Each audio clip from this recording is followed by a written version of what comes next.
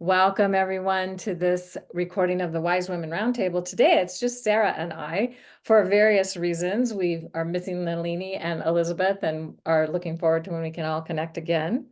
But here we are recording this on the Magdalene Feast day, July 22nd. And there's a couple things that are fascinating astrologically about this day. It's usually the day that the sun enters Leo and is there for 30 days after, at this time. And if we think about Magdalene as, in a sense, being a queen in her own right, and somebody who was maligned by the Christian church, in many ways, called a whore. And then later it comes out that, oh, she was probably married to Jesus or Yeshua, and she was far more powerful and influential than they were ever giving her credit for. So this is all being transmuted and transformed now with this understanding that's coming out, which is so awesome. Also today, and it's probably the only time in 240 some years that the sun and Pluto are in opposition to each other on this day, on this magnet. So the sun's at 0 Leo and Pluto's at 0 Aquarius in this exact opposition. It's like, whoa. And Pluto being about shining a light on the shadow, the sun also being the light. So we could just imagine that this is such a powerful opportunity to shift and oh my gosh, things that are happening on the world stage where the feminine is coming more into visibility and presence and in her fierce commitment to shine the light of truth and of inspiration and of love. I think love is what really is going to change the whole world. So it feels like that's happening. That's starting to happen more and more, even though it has been looked pretty crazy and insane. And in fact, we could say that some of the major disruptions that have been happening as part of thank you Uranus-Mars conjunction that was just a few, not even 2 weeks ago happening, and we're still feeling the effects of that. And Uranus is still being aspected by other planets, and things are still kind of churning in that world, in that part, in that way. So the unexpected events that are happening can be really, the intent is to shift our perspective. So if we've been in a very lockdown, maybe also pretty negative, I know I've talked to people that have been, and now it's like, how are we opening up our perception to something more amazing and more magical than we have previously been imagining? So that's really cool. And I just want to say, Sara and I both share in a priestess lineage. I was greatly fortunate to experience going through a priestess process in 1995 and a Magdalene process in 1996. And so I became just a priestess to the world and in the Fellowship of Isis and, different ways that we were just defining it then, and then took it to the next level to the Magdalene priestess energy back in 1996. And this was before people were even really using the word priestess very much. And in fact, in my priestess circle, there were women who were afraid. They said, I don't want to use the P word. They didn't want to say priestess because it was just too weird. So they'd say they were in a women's circle, but they wouldn't say it was a priestess circle. And wow, things have changed a lot since then. So it's pretty cool. So really celebrating this Magdalene energy and how the divine feminine is becoming more visible in the world, and in the Leo energy, because Venus is also in Leo. How this is, and she's in her Leo cycle. So the whole Venus cycle, the 19-month cycle that started in August of 2023 and goes until March of 2025, with the meta goddess on the world stage being the Leo goddess. It's all about the divine feminine really stepping into her strength and her power and her ability to shine her light in the world, and to do that in ways that are fearless, that are courageous, that are also inspiring others to do the same. So coming from that place and recognizing and remembering that we do have this strength and power, and then being able to work with that in a healthy way that benefits all life is really the essence of how I'm feeling that. So very excited that we are here and get a chance to talk about this today and to help further seed that into our consciousness and awareness. And the first Venus gate will be on August 5th. And so, also the Leo new moon is on August 4th. And then the next day, Venus and the moon meet at the first gate at the root chakra, where this will happen. Well, actually, I'm sorry, I think the new moon is in Leo, but Venus and the moon meet in Virgo, with the star Regulus, the heart of the lion. So the heart energy, leading with our hearts, following our hearts. I think it was Don Juan told Carlos Castaneda, follow a path with heart, because all paths lead nowhere. So you might as well follow a path with heart. And I remember I was hearing that, this was probably about 5 years ago, and I asked the universe to send me a sign, and I was listening to Carlos Castaneda's book, I think The Teachings of Don Juan, and on the path right in front of me was, after I heard this, was a heart rock. In fact, do I have it handy? I do. I have it handy. This was the rock that I found right in front of me. Wow. And I was like, oh, I'm on a path with heart because it was on my path. So these are the kinds of things to tune into. And when we set intention and when we work with that, and our intention is to lead with the heart, then we're going to change the world. And so I'm very excited that we are having this opportunity to have this conversation. And I'm going to turn this over to you, Sarah, because I know you have some amazing things to share too. Yeah. Yeah, thank you for the reminder of the astrology. Being an Aquarian myself, it's, it's like Pluto's in that space today. So good for me to remember that. I had remembered about the Leo aspect. So yeah, good to bring it all together and to make sense of it. So so I have a Crimson Rose true story to share with everybody. I'm going to introduce you to Crimson Rose in a second so that you get hopefully a transmission from her. The backdrop of the story is just so that you can see maybe how it's woven through my life, and my sense is that it might help you too in your own way. So last year, Cayelin knows this because she's looked at my chart. I had a really challenging year, and I remember you looked at it for like 2 seconds and went, oh yeah, Pluto, Pluto, Pluto. Yeah, I can see that. Yeah. So I had that kind of year last year, and it's done, it's gone, it's done. I'm kind of moving out of that cycle now, but I got quite disconnected in the process. Oh no, in a way that I hadn't quite realized what had happened. And I think that's normal and it's okay. And so we also lost one of our cats last year, Ping. And a few weeks ago, we said, just the day before the summer solstice, we said goodbye to his brother Pongo. And so, yeah, it's been kind of challenging again, but in a different way. And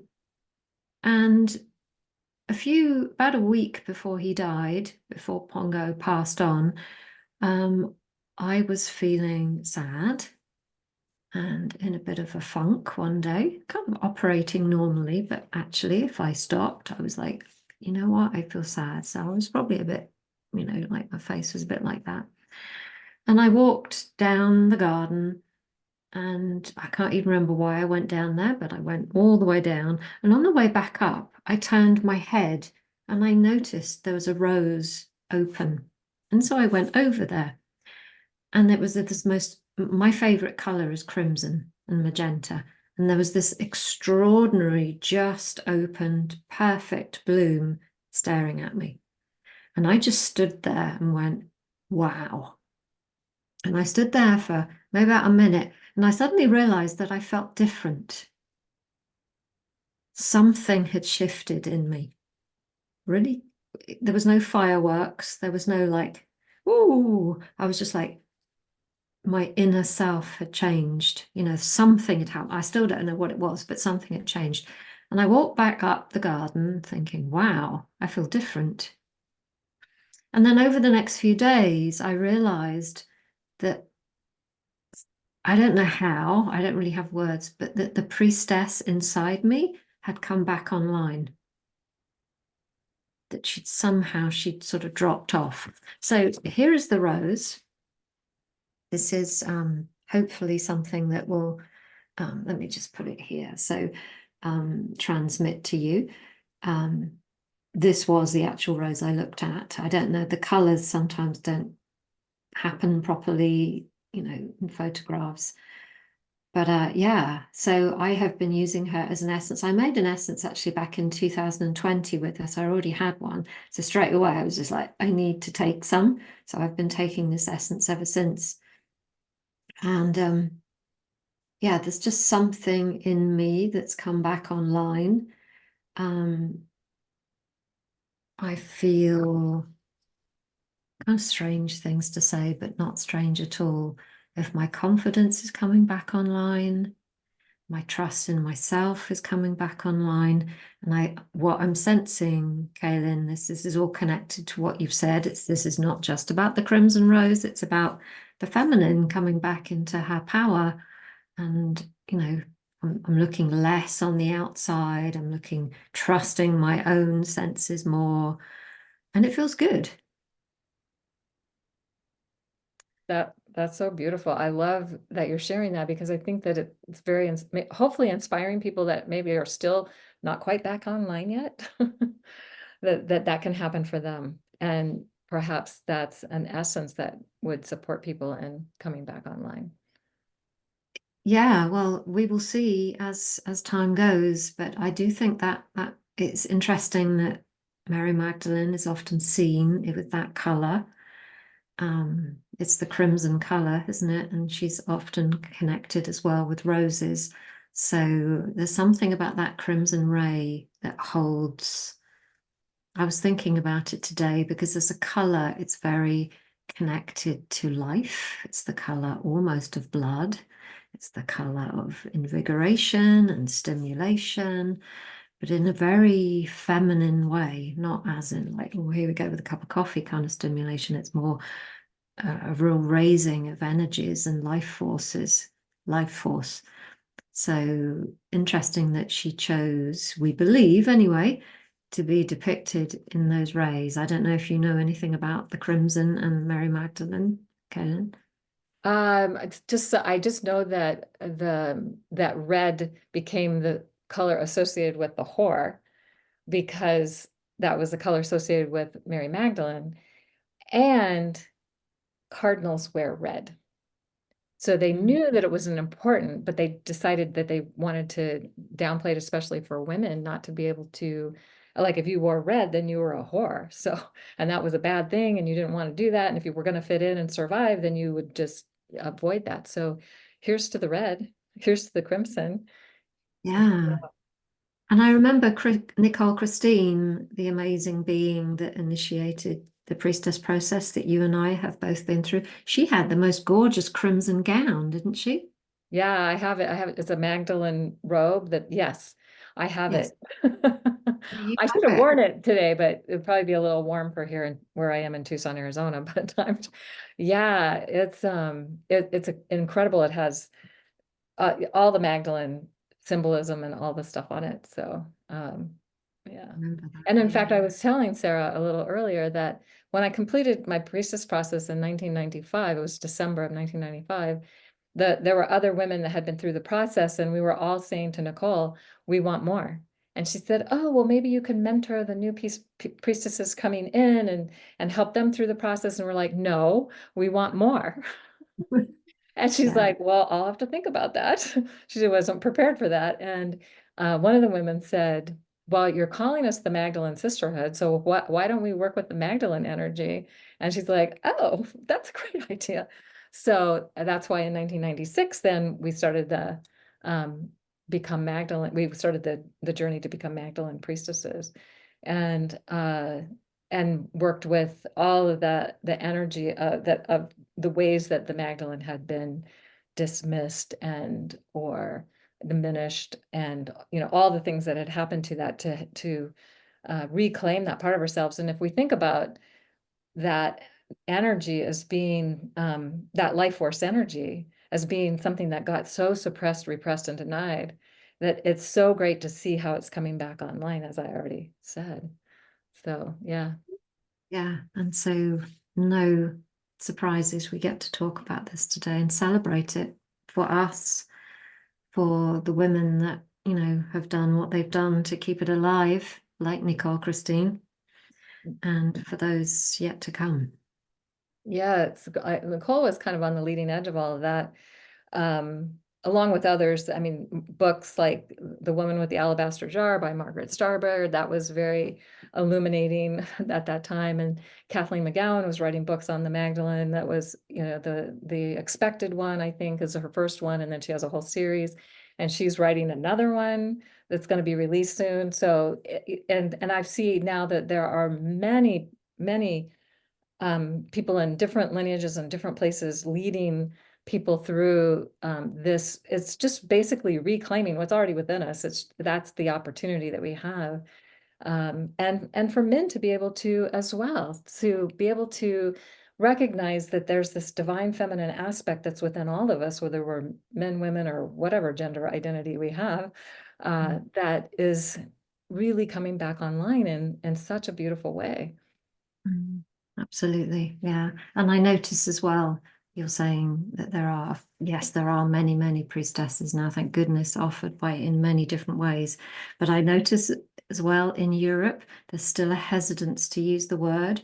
People are much more confident about saying shaman. Interesting.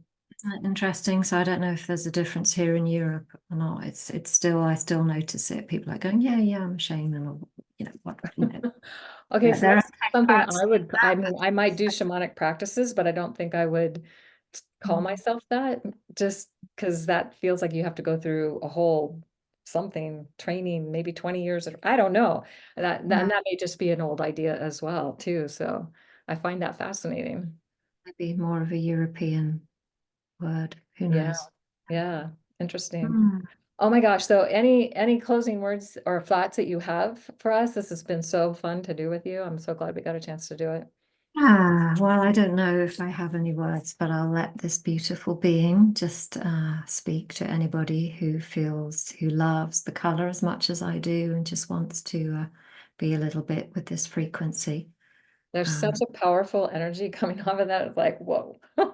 So I'm so glad that you're sharing that with us. And I hope everyone has an amazing journey through the Leo month. And hopefully we'll all be back together with you within a month or so. Who knows how long it's going to take us to figure that out, but hopefully yeah, soon. So um, yeah, bright blessings of love and joy to everybody. thank you.